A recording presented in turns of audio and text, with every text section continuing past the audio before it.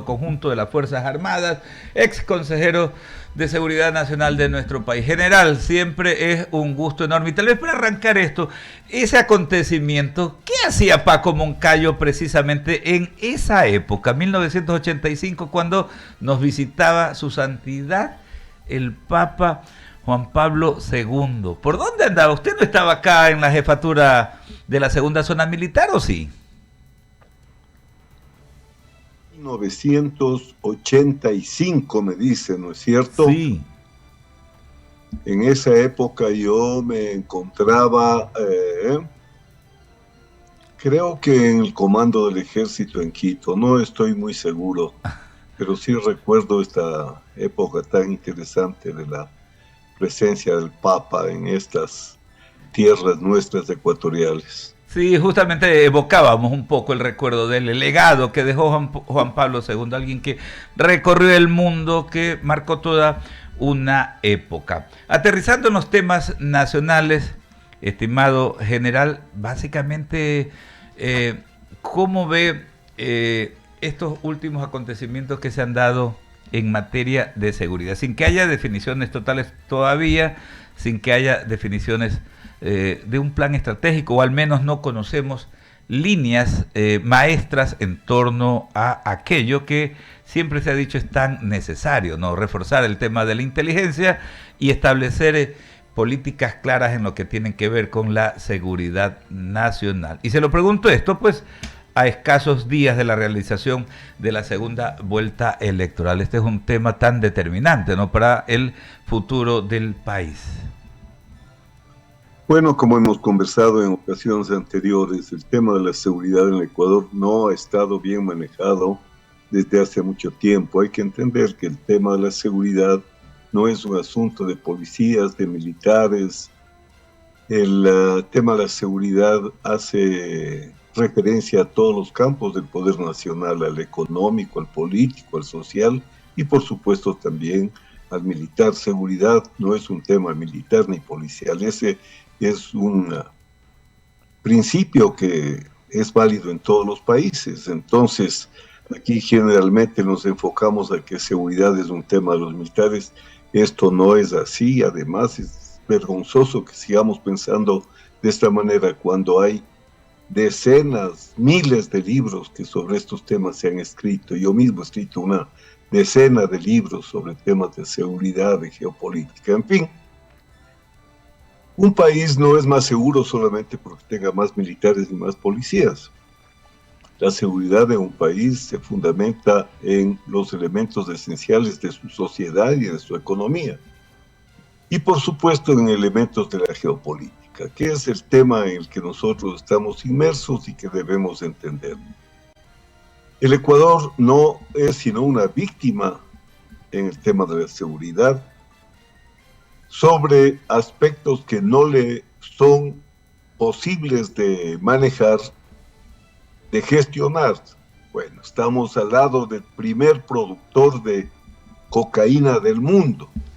En Colombia están sembrados arbustos de coca en una extensión similar a toda nuestra Amazonía.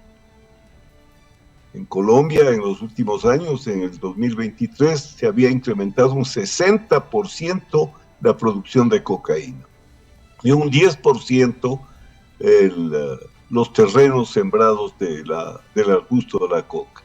Pero como hoy, con nuevas técnicas agrícolas, se produce mucho más por hectárea, entonces ustedes se darán cuenta que la gran fábrica de cocaína está al norte y que el 70% de la cocaína que produce Colombia sale por el Ecuador. Uno se pregunta, ¿y por qué no sale por Colombia mismo? ¿No es cierto? Ellos también tienen puertos, ellos también tienen playas. Claro. Bueno, ahí hay una explicación obvia. Un país que ha perdido el control de su territorio como el Ecuador se ha convertido en la plataforma de exportación. El otro gran productor es el Perú. Y los grandes consumidores son Europa y Estados Unidos. Si es que no hay un programa de seguridad cooperativa en el que la oferta, que como vemos es peruana y colombiana, la demanda, que es excepcionalmente grande en Estados Unidos y Europa, Si es que no hay un trabajo para solucionar el conjunto del problema, no, el Ecuador solo no lo puede hacer. Correcto. Así es que, por eso es que sí, hablamos, ¿no?, de tener que atender este tema regional y mundialmente, ¿no? Solos no podemos enfrentar aquello. Pero en lo que compete acá a un gobierno, al Estado, digamos al Estado ecuatoriano, ¿qué hacer? Porque ya usted ha anotado, esto no se trata pues de traer a Superman y ponerlo de ministro de Defensa. Definitivamente ni trayendo a todos los superamigos podríamos superar el problema. Pero ¿qué hacer para enfrentar, como usted dice? Porque totalmente de acuerdo, hay que tratar integralmente el tema, cómo debería ser justamente una administración gubernamental ese tratamiento, cómo enfrentarlo de manera más efectiva. En primer lugar, tiene que ser una política de Estado. No puede ser que sea una política de un gobierno, de otro gobierno. Aquí cada presidente cambia la política, cambia la estrategia, y eso es hacerle un gran favor al enemigo, a la amenaza. En segundo lugar, hay que sanear al Estado. Mientras tengamos políticos vinculados al narco, mientras tengamos jueces vinculados al narco, ¿cómo puede el Estado defenderse a sí mismo si está infiltrado por el enemigo? Es como que estamos en la guerra con el Perú, y yo tengo sargentos que están recibiendo órdenes de los comandantes peruanos, oficiales que están conversando con los militares peruanos. Entonces, si no saneamos el Estado, va a ser muy difícil el que podamos liberarnos, que es un trabajo arduo, del narco. El otro asunto fundamental, vea usted cómo se pelean por la superintendencia de bancos. Y usted no va con policías y militares a corregir el lavado del dinero. Por eso tiene que ser una política de Estado que abarque todos los campos, una estrategia nacional de combate al crimen organizado, fundamentada en un plan de cooperación internacional que sostenga el esfuerzo ecuatoriano. Claro, dos cosas que hay que hacer pues un replanteamiento total a la interna y obviamente lograr la cooperación internacional. Permítame que Ramiro Cepeda, señor general, continúa con la entrevista. Paco, ¿cómo está? Buenos días. Ramiro Cepeda le saluda a los tiempos. Hola, Ramiro, qué gusto verlo. Igualmente, Paco. Oiga, yo ya en diagnóstico ya me estoy cansando y volviendo viejo, un poco menos que usted, pero por el mismo camino vamos. Ya el diagnóstico está. Y ya está dicho dónde están los focos de infección, que ya no es un foco de infección, sino un mapa general de infección de la República. Está claro que las instituciones están tomadas y lo que no está claro es hasta dónde. Y le hago una reflexión profunda.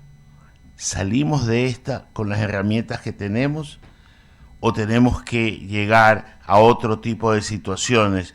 Pues ya usted estuvo en un momento en un gobierno con el presidente Lasso que quisieron y lo presentaron como el equipo pesado que contrataba el presidente Lasso y no pasó absolutamente nada. Falta de decisión, falta de gestión, falta de autoridad. ¿Qué faltaba? Bueno, mire, el problema fundamental es que el momento en que se politiza el tema de la seguridad, acosan al presidente de turno, pidiéndole milagros que no puede hacer. Y los presidentes son vulnerables y muy sensibles a la crítica incisiva y diaria sobre el tema de seguridad. Y comienzan a hacer cosas que no tienen nada que ver con lo que se les recomienda. El presidente Lasso tuvo muy buenas intenciones, volvió a crear la Secretaría de Seguridad. ¿Cómo puede ser que haya un país que no tenga un Consejo de Seguridad funcionando y una Secretaría de Seguridad donde se planifique todos los aspectos que refieren a la seguridad interna y externa? Eso hay en todos los países. ¿Qué seremos nosotros, unos sabios inspirados, que no tenemos eso? Mire, también el presidente Lasso trabajó todo el tiempo con el Consejo de Seguridad. Se resolvió designarles terroristas a estos grupos, se logró hacer un gran reglamento para proteger a policías militares en cuanto al tema de el empleo progresivo de la fuerza. Se hicieron cosas de ese tipo, pero ¿qué pasa? Que los presidentes, vuelvo a decirle, bajo presión, no hacen el esfuerzo de una acción planificada y racional, para decirlo menos, ¿no? Entonces, por ejemplo, ¿quién le iba a recomendar al presidente Lasso que gradúe 8,000 policías con 5 meses de instrucción, sin chalecos, sin cascos? Pero en cambio, claro, el populismo viene en que se hacen una serie de graduaciones en los estadios con una enorme cantidad de prensa y la gente se tranquiliza, y yo creo que esas acciones que no deberían hacerse nunca, porque la policía sale debilitada antes que fortalecida. Si usted le entrega 8,000 efectivos nuevos que no están preparados para cumplir las misiones, un policía necesita por lo menos 2 años para formarse. Entonces, mire, si actuamos así, y si no hacemos de esto una política de Estado, un acuerdo, todos vamos a trabajar con esta idea y no hagamos de la seguridad un elemento para despedazarnos entre políticos. Si no hay eso, los presidentes van a seguir actuando populistamente para que la gente sienta que están haciendo cosas, pero no dentro de un plan adecuadamente estructurado y elaborado. Paco, y ahí lo detengo. ¿Cómo pudimos unir a un país en el año 90, el 95 con el tema del CENEPA, presidente Durán Ballén, presidente del Congreso Meller, presidente de la Corte Suprema Miguel Macías Hurtado, para los 3 cabezas de función? Se pudo consolidar un solo frente, y este frente, que es contra la droga, el narcotráfico, el dinero ilícito, que ha cobrado más vidas que la misma guerra del CENEPA, que nos ha hecho perder más familiares que cualquier otro conflicto, que tiene en zozobra encerrado en nuestras casas a la mayoría de los ciudadanos libres y decentes, que no hay en una familia que no haya habido un secuestro expreso, un secuestro por intereses, un atentado contra la vida, que no haya tenido un robo, un hurto, en donde tenemos más causas para unirnos, más motivos para unirnos, no lo podemos hacer. ¿Falta de liderazgo o falta de conciencia social? ¿O las dos cosas? No, yo creo que es un problema político, porque lastimosamente hay que entender que lo que está en juego en el Ecuador no es una disputa democrática. Antes habían disputas entre conservadores, liberales, socialdemócratas. Íbamos a elecciones para escoger entre un Febres Cordero, un Borja, 2 estadistas, con partidos fuertes que los respaldaban. Entonces, hoy el problema fundamental es que desde que las FARC financiaron la campaña electoral de Correa y del socialismo del siglo XXI, y desde que la Asamblea en Montecristi creó reglas como estas de la ciudadanía universal, que abrieron el territorio ecuatoriano a los líderes del crimen organizado del mundo. O sea, como verá usted, son 2 visiones del mundo. El correísmo alineado en esa época, con Chávez, con Castro, con Irán, tenía su forma de ver las cosas, y en definitiva el enemigo, de acuerdo a su ideología, eran los militares.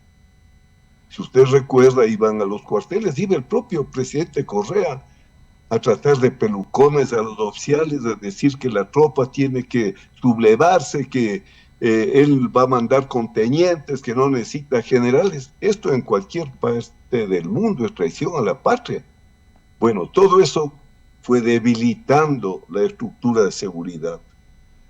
Las Fuerzas Armadas fueron debilitadas como nunca, las enfrentaron en contra de la policía. Acuérdese usted del invento del secuestro en el hospital de la policía y llevar a que combatan militares con policías, cuando todo el mundo insistió que no estaba secuestrado, que se va a ir el rato que quiera. Como usted verá, lo que hoy estamos cosechando no es que nos salió de la nada.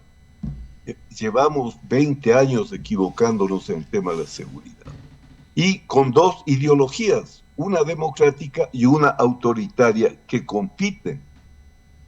Eso es lo que hace que no pueda haber una política de Estado en la época del 95. Usted podía ser Febres Cordero, podía ser Borja, podía ser Hurtado, podía ser, diga, el Hurtado del MPD también, pero había una visión de política seria. Habíamos tenido cuántos presidentes que se sucedieron y cada presidente firmó el concepto estratégico nacional.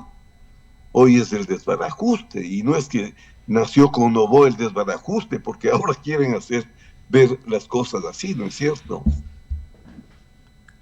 Pero bueno, termina siendo algo más complejo, en donde la solución no está en el estamento armado solamente, que en 95 nos enseñó de que es profesionalmente capaz y solidariamente responsable con los intereses de la patria. Creo que también la cancha está en la ciudadanía y en el estamento político por el que hay que trabajar. Paco, ha sido un gusto escucharlo a los tiempos. No se pierda y venga por Guayaquil, ¿no? Del mismo modo, un gusto haberlo visto y escuchado. Le envío un fuerte abrazo a usted y a la gran audiencia de este emisor. Gracias, general. Que tenga un buen día. Ha sido el general Paco Moncayo Gallegos, excomandante general de las Fuerzas Armadas en 3 gobiernos. Sí, por supuesto. En 3 gobiernos, es un hecho anecdótico, ¿no? Recordado jefe, ¿no?, del teatro de operaciones también en la gesta del CENEPA, ¿no? Lo recuerda el país, por supuesto, también por su paso en la alcaldía del Distrito Metropolitano de Quito. Son las 7:50.